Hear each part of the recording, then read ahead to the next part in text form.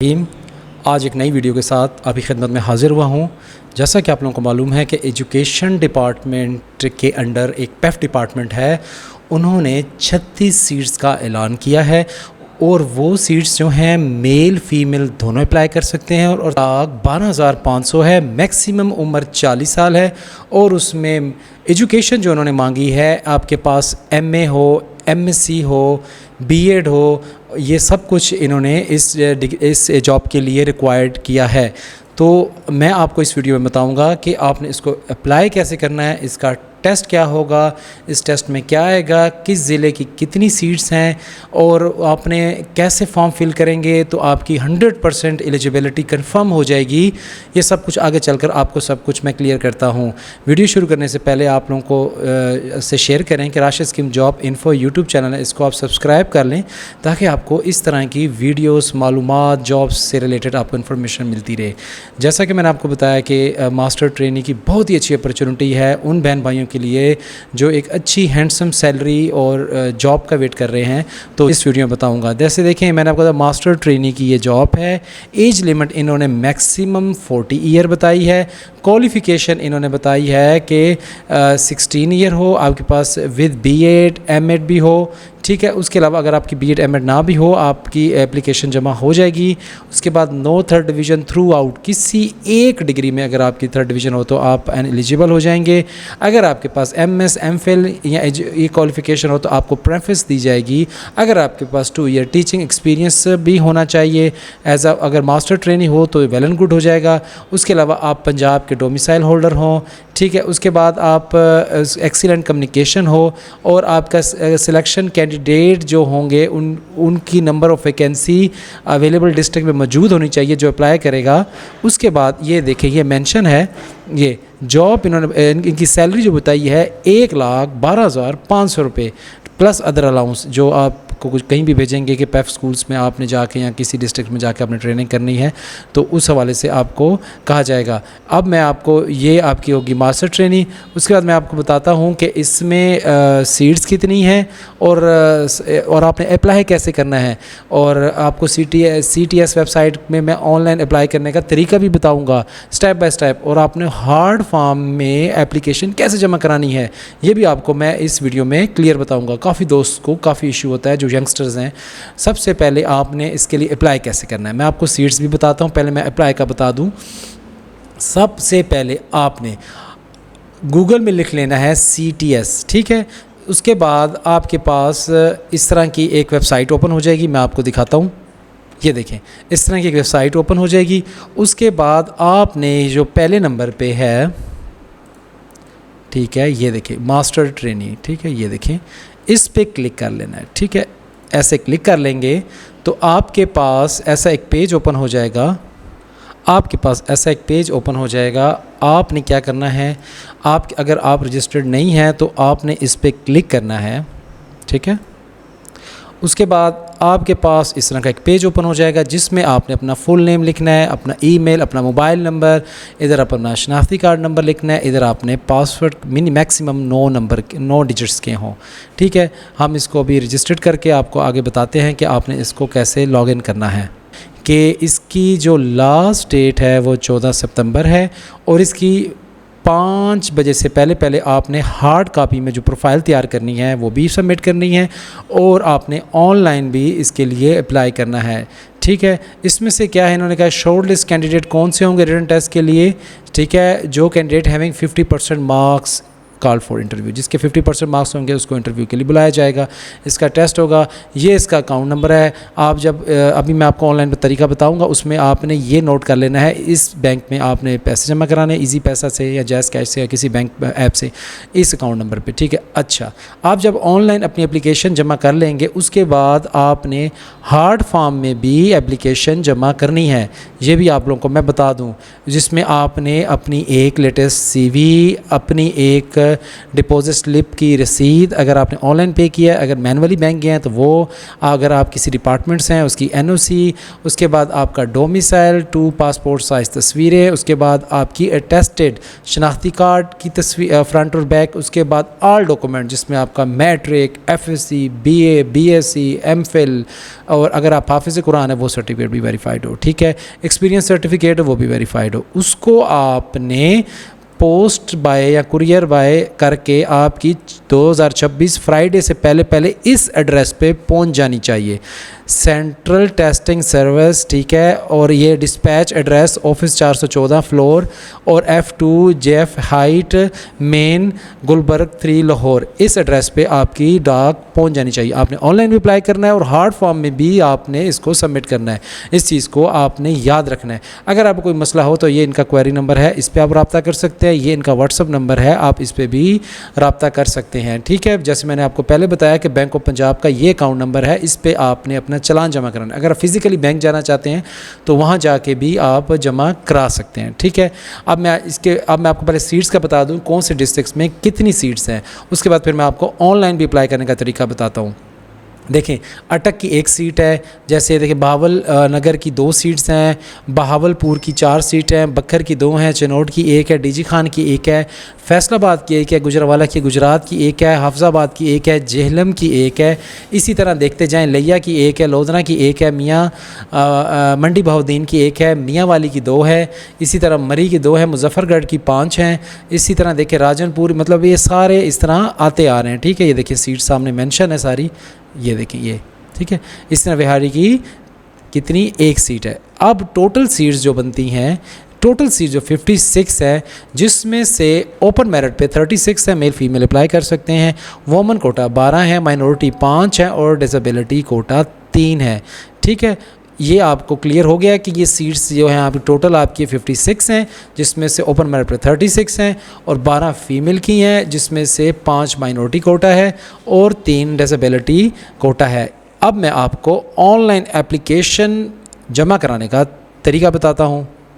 जब आप रजिस्टर्ड हो जाएंगे, उसके बाद रजिस्टर्ड यूर सेल्फ कर लेंगे, उसके बाद आपका जब रजिस्ट्रेशन हो जाएगी, इधर आपने अपना शनाख्ती कार्ड नंबर, इधर आप अपना पासवर्ड और इधर आपने सबमिट करके लॉगिन हो जाना है।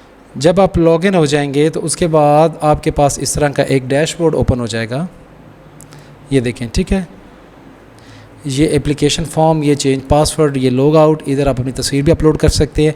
इस प्रोफाइल बनाने का ये फ़ायदा होगा कि आप नेक्स्ट कभी किसी जॉब के लिए अप्लाई करेंगे तो आपको रजिस्ट्रेशन नहीं करानी पड़ेगी। अब हम चलते हैं कि इसका अप्लाई कैसे ऑनलाइन करना है। हम सबसे पहले एप्लीकेशन फॉर्म में चले जाएंगे। ये देखें, ये आपकी आ जाएगी। फ़र्स्ट ऑफ़ ऑल ये आपको कह रहा है कि इधर आपने अपनी तस्वीर अपलोड करनी है। अच्छा, उसके बाद जब आप करके उसके बाद आप आ जाएंगे इधर आपका नाम ऑलरेडी खुद ही, इधर आप फादर नेम, इधर शनाख्ती कार्ड नंबर, इधर नेशनलिटी, इधर आप अपना डेट ऑफ बर्थ लिखेंगे, इधर दिन लिखेंगे, मंथ लिखेंगे, ईयर लिखेंगे, इधर आप जेंडर सेलेक्ट करेंगे, इधर आप अपना मैरिटल स्टेटस बताएंगे, मैरिड या सिंगल है। उसके बाद आप रिलीजन बताएंगे कि आपका क्या है।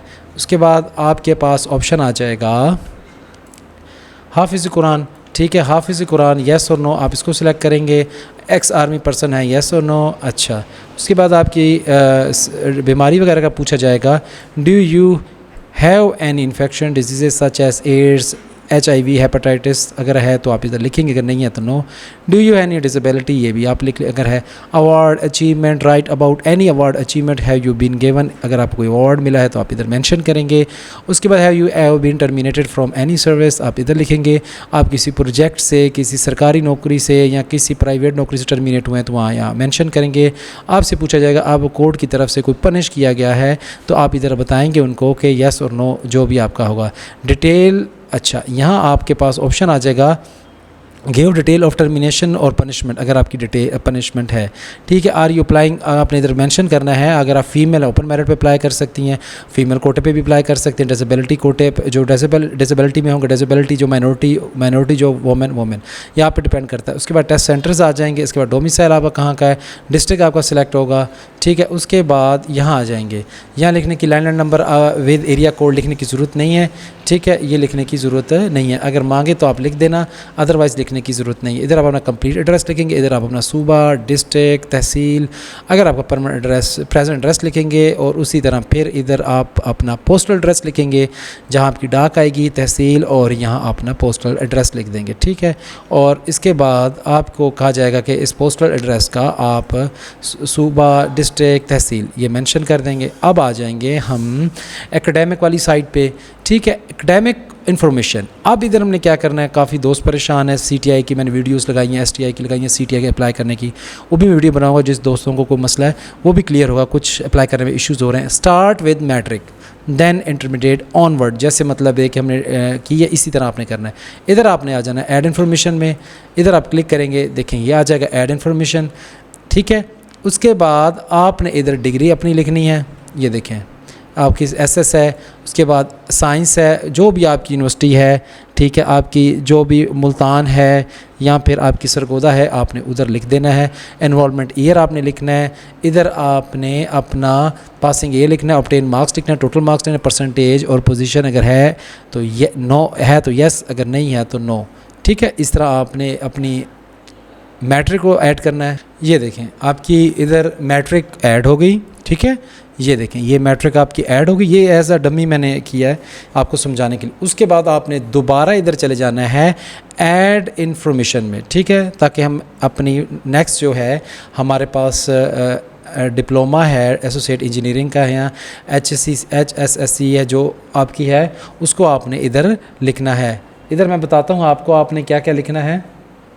आपने इधर जैसे मैंने बताया डिग्री टाइटल इंजीनियरिंग मेडिकल में है, उसके बाद बोर्ड ऑफ यूनिवर्सिटी ईयर कौन सा है, उसके पासिंग ईयर क्या है, ऑब्टेन मार्क्स क्या हैं आपके। इधर आपने लिखा टोटल मार्क्स, परसेंटेज और पोजीशन अगर है तो आपने वो लिखनी है। ये देखें, अब इसी तरह मैंने देखें, ये देखें इस तरह मैंने अपना सेकंड ईयर को ऐड कर दिया। इस तरह दोबारा ऐड में जाएंगे। अगर मैंने एक और बात आपको बता दूं, काफ़ी स्टूडेंट्स को CTI अप्लाई करते वक्त मसला है, अगर आपने BS की है, आपने 2 साल BCS BS या DA किया, उसके बाद आपने BS में एडमिशन लिया है, तो आप जो सिलेक्ट करेंगे वो आप 16 ईयर को सिलेक्ट करेंगे। अगर आपको बैचलर डिग्री अलग मिली है, अलग से डिग्री आपके उसमें अलग मार्क्स हैं, तो देन उसको 14 ईयर पे करेंगे। अगर आपने BS कंटिन्यू किया है, 2 बैचलर के बाद आपने BS की कंप्लीट डिग्री ली है, तो आपने इधर BS 16 ईयर करना है सिलेक्ट। ठीक हो गया।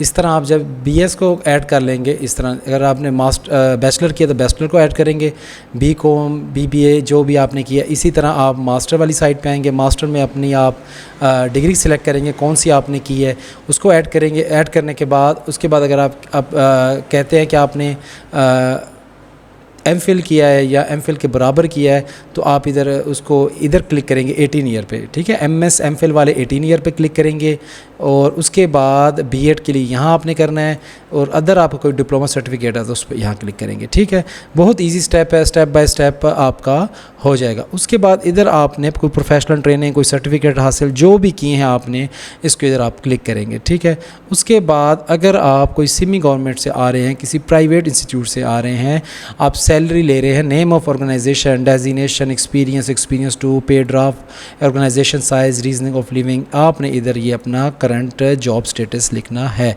इसके बाद आपके इधर आ जाएगी फैमिली डिटेल। ठीक है, इधर आपने अपने अगर आप शादीशुदा हैं तो इधर आप ऐड पे जाएंगे, इधर आप अपना नेम, अपनी बेगम का नाम, date of birth, age, relation, professional, present address. इस तरह अगर आपके बच्चे हैं 2, उस तरह उस पहले बड़े का नाम, फिर उसका date of birth, age, relation, professional, present address.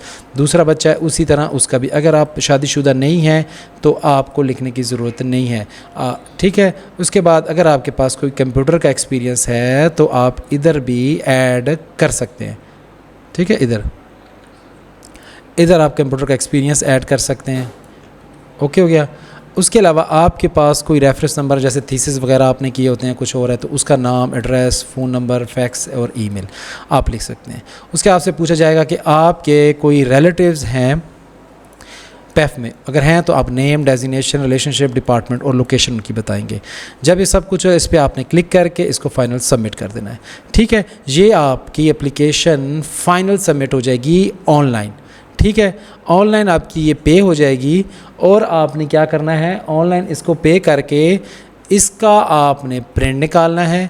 Print निकालने के बाद जैसे मैंने आपको इधर बताया है, प्रिंट निकालने के बाद आपने क्या करना है, ये देखिए प्रिंट निकालने के बाद आपने इसके साथ अपनी after completion successfully submission of online application, इसका क्या कह रहा है, टेक प्रिंट। ओके हो गया। उसके साथ इस प्रिंट के साथ आपने अपनी latest CV, original bank deposit जो आपने ये इस बैंक अकाउंट के अगेंस्ट बैंक ऑफ पंजाब में ऑनलाइन जमा कराते हैं, ऑनलाइन फिजिकली कराने फिजिकल करा दें।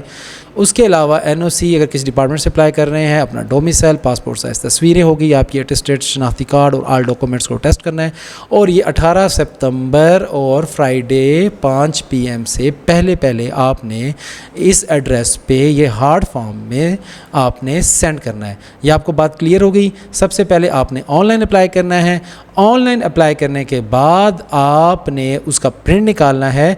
उसका प्रिंट निकालने के बाद आपने अपने सारे डॉक्यूमेंट्स, जिसमें आपकी सीवी हो जाएगी, शनाख्ती कार्ड हो जाएगा, उसके अलावा आपके डोमिसाइल हो जाएंगे, 2 पासपोर्ट साइज तस्वीरें होंगी, इसमें मैट्रिक, FSC, BA, MPhil इस सब को अटेस्ट ज़रूर कराना है। और आपने सेंट्रल टेस्टिंग सर्विस के इस टेस्ट जो आपको मैंने बताया है इस एड्रेस पे आपने भेज देनी है। ठीक है, सिंपल सा तरीका है, कोई इतनी मुश्किल नहीं है। अपॉर्चुनिटी बहुत अच्छी है उन बहन भाइयों के लिए जो अच्छी जॉब अवेल करना चाहते हैं, और इसकी सैलरी पैकेज भी बहुत अच्छा है, सैलरी पैकेज भी इसका बहुत अच्छा है, और अपॉर्चुनिटी बहुत अच्छी है। इन फ्यूचर ये जॉब परमानेंट भी हो सकती है, तो लिहाजा इस अपॉर्चुनिटी से आप फ़ायदा उठाएं। इसमें फ्रेश भी अप्लाई कर सकते हैं। 2 ईयर टीचिंग एक्सपीरियंस मैक्सिमम सबका एक्सपीरियंस है जो एजुकेशन डिपार्टमेंट में आना चाहते हैं। तो अगर आपको मेरी वीडियो अच्छी लगी, मेरे चैनल को सब्सक्राइब कर लें और आपको बर वक्त न्यूज़ मिलती रहेगी। अगर किसी को कोई अप्लाई करने मसला हो तो मुझसे रब्ता कर सकता है कमेंट बॉक्स पे, और डिस्क्रिप्शन में मेरा व्हाट्सअप नंबर भी और व्हाट्सअप चैनल भी लिंक है। शुक्रिया।